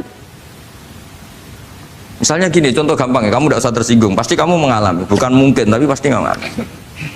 Wadah orang rokokan, keriting, juelek, puwesek, gendut rokokan, cowok itu rokokan, itu kayak mau angkel. Weh, semua angkel harus dianggap cowok itu orang bener. Baru ketemu cowok wayu menarik rokokan, mesti oleh mangkel gitu. Wes jawab jujur ya, tidak usah munafik kamu. Betul ya? Betul. Jadi itu nggak bisa terus. Misalnya wong tuamu pesen gini, cung, kejogeman pacaran mbek cah wedok sing rokokan. Jebule rokokan wae cuantik wong sopan pisan. Yo rokokan tapi sopan. Terus kayak mesti ibu ngono. Larangan kok ngono gitu. Tapi misalnya si rokokan welek gedut keruiting. Wes lungguhe nyigrek, bener ibu ora oleh. Ternyata pembenaran Anda ini butuh fakta yang lain gitu. Ya iku elek mbek ayu gitu Mas. Lu kayak ngandel gak? Makanya guyonan yang kiai-kiai kan gitu. Pak Kaji, anak sampean tombok innalillah. Tapi menang. Itu ya guyonan, tapi menurut saya itu betapa manusia itu mudah diombang-ambingkan nih. Masyhur tuh guyonan di kiai-kiai itu. Pak Kaji ono cawe itu numpak sepeda motor GL Max Pro, dan di saya kan sepeda lanang. Wah, luput suwo kebablasan. Bareng ngono, tapi niku ponakane jenengan semoga-moga terus pro pangeran. Ternyata orang reaksi ya berdasar kroni kan. Kalau yang maksiat orang lain yang ada hubungan dengan kita ganti lanat pangeran gitu. Setelah dikasih tahu niku ponakane jenengan. Moga-moga terus pro pangeran. Jangan-jangan kita juga gitu loh. Dengar orang yang maksiat di tempat-tempat maksiat langsung benci. Tapi bareng dikabari, niku koncone jenengan sing nate nyervit gratis jenengan raktir. Semoga itu bareng itu reaksinya. Karena al-insan Abdul Ihsan. Jadi ini bukan fatwa yang mengikat, ndak. Nanti takut ijabu malam yajib tadi. Tapi ini kita ngomong ilmiah, kita ngendikan ilmu berdasar yang difatwakan Imam Ghazali di kitab apa? Ihya. Jadi ini pernah tak baca di depan 100 ulama di pas 100 harinya, mungkin lebih ribuan mungkin yang datang pas acara itu. Dan itu dilegitimasi. Jadi ini mutafak lah. Karena saya tidak ngomong mingkibali nafsi, tapi berdasar teks yang ada di Ihya. Soal nanti misalnya kita salah di interpretasi atau salah di perilaku, yaitu normal kita sebagai manusia. Tapi saya pastikan kitab ini orisinil, bahwa mulai dulu menanggapi kemaksiatan kemungkaran itu terjadi 3 kelompok. Tapi semuanya tentu ingin merubah. Saya pastikan yang yakhlidul qola juga tidak karena kebencian pribadi, yang lunak juga bukan karena menikmati. Lah yang ribet kita ini kan lunak karena ini kalau yang cantik ke masjid sudah Islami, wah nggak ada pemandangan, lah itu yang ribet. Jadi gayanya halus tapi banyak kepentingan.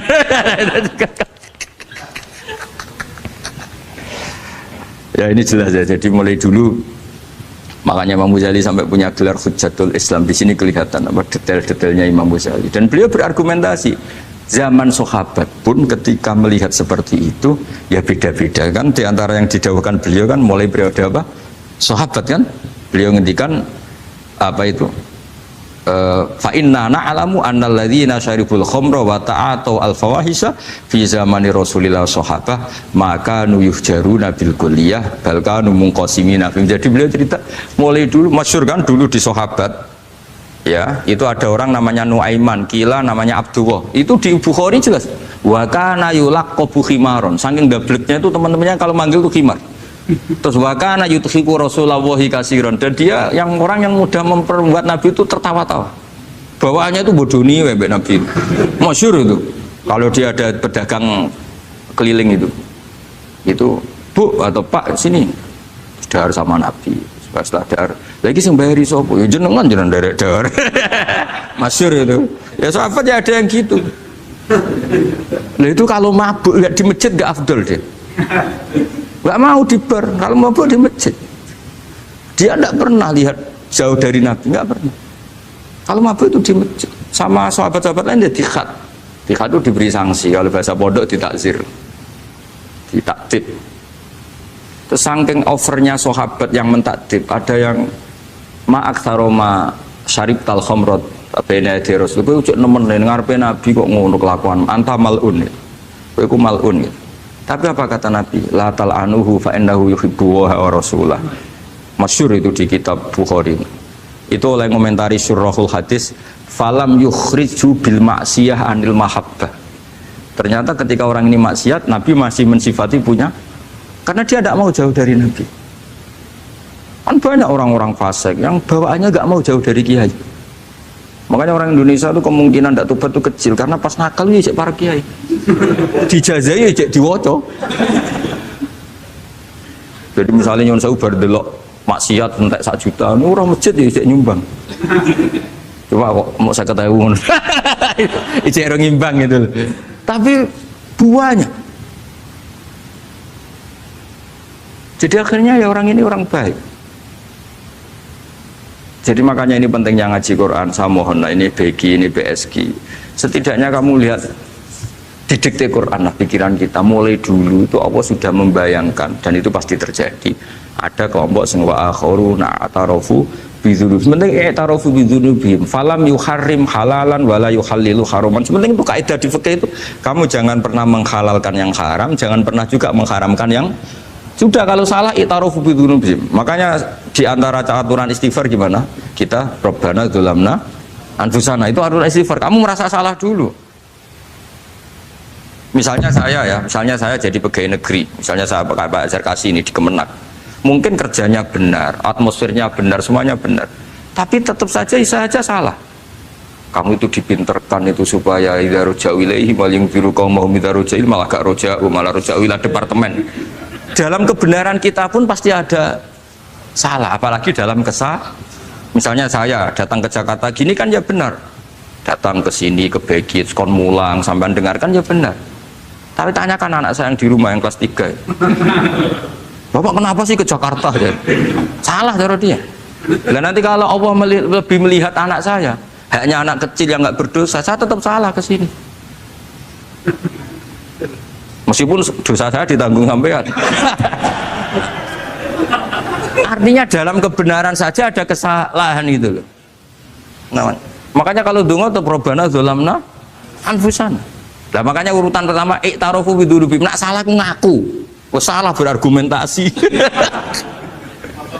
Salah ngotot. Kok Joko-Joko tua itu salah ngotot. Skandani nak nikah sunah Rasul cek ngotot. Ya itu kan zaman dulu. Kalau sekarang harus mapan dulu, kalau enggak kakean teori no.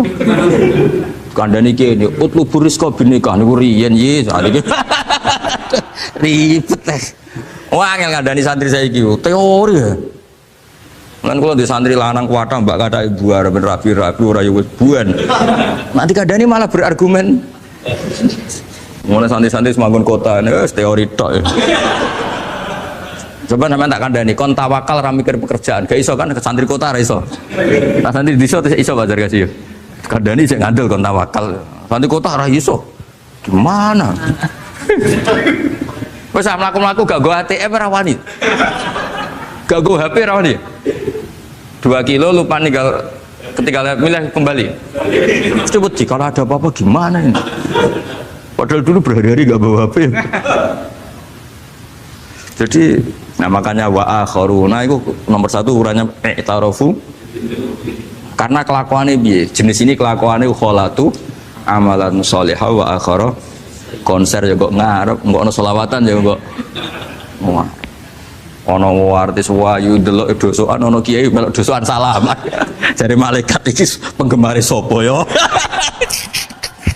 Iki penggemar artis, penggemar kiai. Ya sama-sama hero. Kepen roh artis yo wani dosokan, kepen roh kiai yo wani. Nah terusannya aja tapi itu menggembirakan tapi asallahu. Jadi ya muga-muga pangeran nyepuro, tapi kelasnya ya muga-muga. Kelakuan ngene itu tidak bisa dipastikan. Kelasnya ya muga. Beda kalau haladul walati jaratun tunjiku min adzabin apa? Alim itu untuk minuna bil harus batu jadi namanya Mbak Malim terus. Nah itu makomnya langsung yaghfir lakum. Warna wes itu kelas tinggi itu mesti langsung yaghfir. Nah sing kelas ngene ya asa. Asa itu sampai lah. Kayak aja langsung mesti nek kok ayate asa kok. Asa yang menawa-menawa.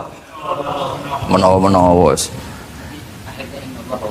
Lah itu banyak kepentingan.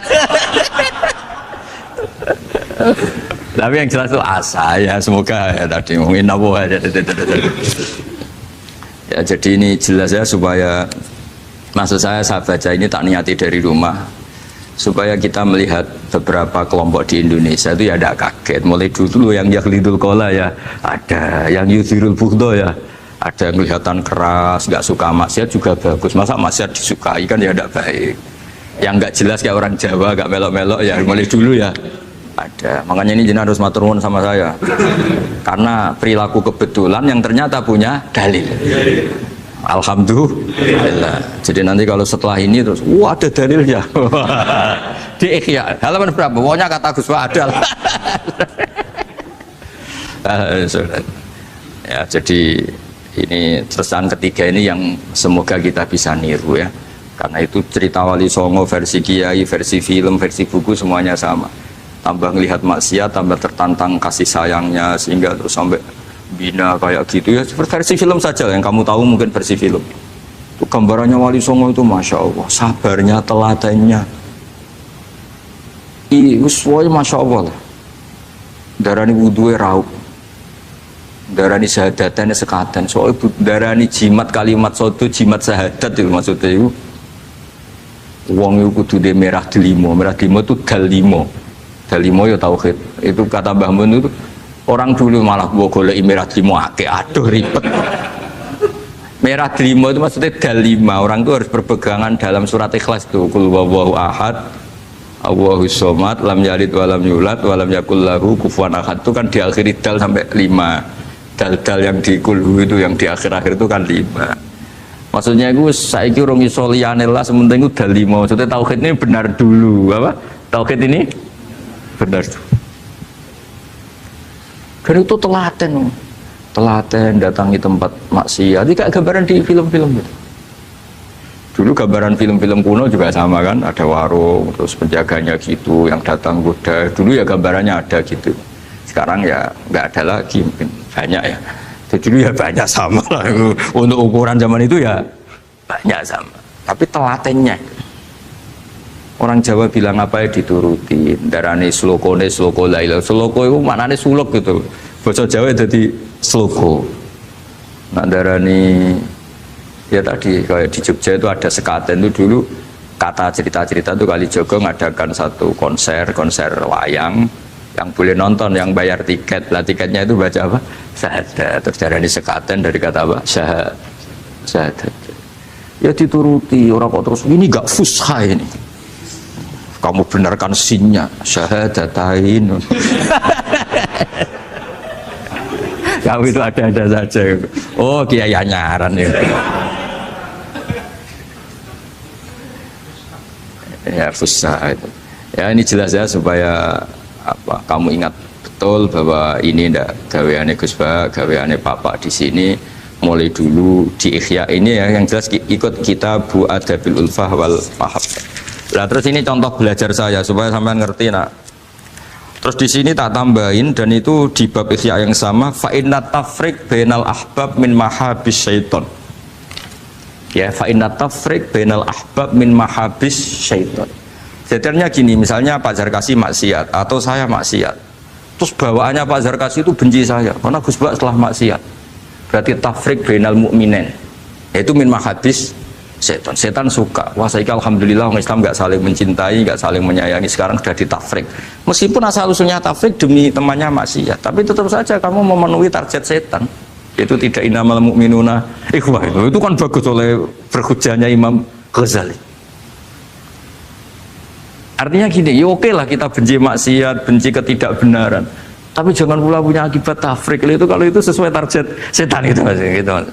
Makanya kita dengan kelompok yang berbeda ya berusaha tetap saling mencintai, saling cara bahasa politiknya merangkul. Kita kan tidak politikus. Kalau politikus merangkul kan ke partainya, kalau kita kan kiai ya merangkul supaya jadi baik. Kalau politik merangkul kan agar ke partainya. Jadi itu alasan yang saya suka. Fa inna tafriq bainal ahbab min mahabis syaiton. Loh, saya kalau nuruti mangkel sama mungkin bahkan dengan santri kita sendiri kadang mangkel wae ngaji turu. Soalnya ngaji takok halaman kadang nuruti mangkel ya mangkel. Wah, itu kan itu mangkel loh. Tapi ketika aku mangkel setan seneng. Sekarang ada model baru kiai gedeng santri ini. Setan kan lu kan mesti gak ajarannya Nabi lah. Ajaran Nabi bainal mukminin itu al-mawaddah warahmah. Ini ajaran mesti setan lah. Misalnya saya kesini kecewa sama sampean mangkel setan seneng. Oh sukses saya. Bikin Gus Bak mangkel becah begi. Ajaran setan mana ada ajaran Nabi kon gedeng sampean mesti kon seneng. Karena contohnya makso. Seneng sampean butuh maksa. Artinya ya sudah begitulah. Jadi kalau sampean nggak bisa dakwah secara baik, minimal ngerti targetnya setan tuh at-tafriq bainana wa baina ahibbaina, bainana wa bainal mu'minin, bainana wa baina ummati Rasulillah sallallahu alaihi wasallam. Maka misi setannya harus kita batalkan, kita kalahkan. Makanya mangkola fil yaumi salasa marrat aw marham umat Muhammad kutiba minal abdal. Karena itu termasuk perlawanan terhadap setan. Setidaknya meskipun kamu tidak bisa aplikasi nyata senang setiap orang Islam, karena kita manusia ya, kadang bawaannya nggak cocok, bawaannya nggak simpatik, tapi setidaknya di depan Allah kita masih berdoa marham umat Muhammad wa ma asli umat Muhammad wa ma tajawaz an ummati Muhammad. Setidaknya Allah tahu kita lah bahwa watak dasar kita itu ingin mencintai orang Islam. Cuma keterbatasan kita, bawaannya mudah terprovokasi, mudah benci. Tapi ini biar basariyah lah gitu. Tapi mental kita ya marham umat Muhammad. Dan itu kalau kamu baca sehari 3 kali saja itu kutiba minal abdal, sudah jadi wali abdal, kan keren. Nanti tak daftarkan lah kalau belum. Meskipun nanti ahli inventarisir jangan dulu. Nanti bisa dirayu, tapi kelompok ini nggak bisa disuap. Resikonya ini nih. Jadi ini apa penting sekali ya supaya jenengan ngerti. Jadi kalau bawaan coba kita ini punya istri, normalnya akan sayang. Nyatanya tetap disuruh doa sama Allah, Rabbana hab lana min azwajina dzurriyyatina qurrata a'yun. Bawaan sering ketemu itu mangkel. Bawaan roh suami amen ketemu wong ayu ya mangkel. Bawaan suami roh istri saya teko njok kopi wa-anan ya mangkel. Nuruti asbabul bughdi itu banyak sekali. Tapi baru kayak dongo Rabbana hab lana min azwajina tukaran ya rukun nih. Ya anake akeh. Tadi tukarannya ya jalan terus anake ya. Jalan terus. Jadi malaikat ya sekali piye karbe. Ya semoga jadi sudahlah kalau tidak bisa baik-baik banget ya bahwa wa akharuna tarafu bidunubihim khalatu amalan sholihah wa akhara semakome asa dan semakome asa sampai dari Pak Zakasi terus ada inna wa ghafur tapi ghafur rahim tak ada harganya khud min amalihim sodakotan jadi ojo tobatnya istighfar toh dari tangga nih istighfar toh gak nguntungin aku tapi kalau istighfar kan gak nguntungkan tetangga kan benaka wa benawa masih mau coba pengen 1000 kan bagi tonggo gak penting atau kira rapati istighfar 1 juta. Makanya itu hebatnya Islam, jadi suruh istighfar tapi ya khud min amwalihim sodakotan tutahhiruhum wa tuzakkihim biha. Jadi karena kalau istighfar itu nggak ngefek secara apa sosial. Jadi kayak apa baiknya Islam. Saya ingin di sini pondok Quran ayat-ayat gini itu sudah mutsabih fil qalb subhanallah man ahsanu minallahi sifat. Jadi kita gerakan kita ya Qurani, perilaku kita, pikiran kita seperti sifat Rasulullah itu kana khuluquhul Quran wa shimatuhul ghufran. Kayak apa kitab-kitab madaih dulu ya kitab tiba muji Nabi apa kana khuluquhul Quran wa shimatuhul ghufran. Nabi itu akhlaknya Quran wa shimatul ghufran. Bawaannya kalau melihat orang salah itu memaafkan. Oh kalau Bazar kasih salah di SP PNS SP terus kalau pondok keamanan takzir ya kalau di sini istilahnya apa kalau di Gontor apa kalau orang salah diberi ikop wah keras lagi kalau di Saudara Sarang itu ya takzir ya kalau bahasa halusnya takdib sebenarnya ya tapi benar di ikop sadis.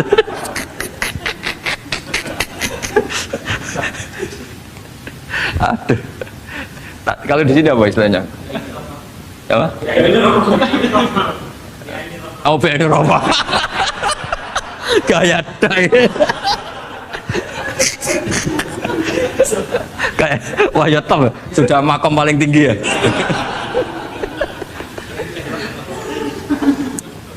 Ya tolong itu diajarkan ke teman-teman ya yang tadi. Kalau yang nggak punya kitabnya Ihya itu aja di copy, disosialisasi supaya manhaj kita berdakwah itu jelas. Mulai terus ilmiah kita juga jelas, jadi nggak mangkel sama yang keras mulai dulu ya ada, nggak mangkel sama yang nggak jelas mulai dulu juga ada. Terus yang BNI Rahmah juga ada. Kamu tinggal milih partai mana aja. Kalau dasar kamu sudah temperamental, wah ini yang pas. Tapi kalau watak kamu dari dulu gak jelas, ini aja yang nyuri Ridwanu. Ya, tapi apapun itu kan ada ilmiahnya Pak Sarkasi ya, butuh kita ini ada ilmu.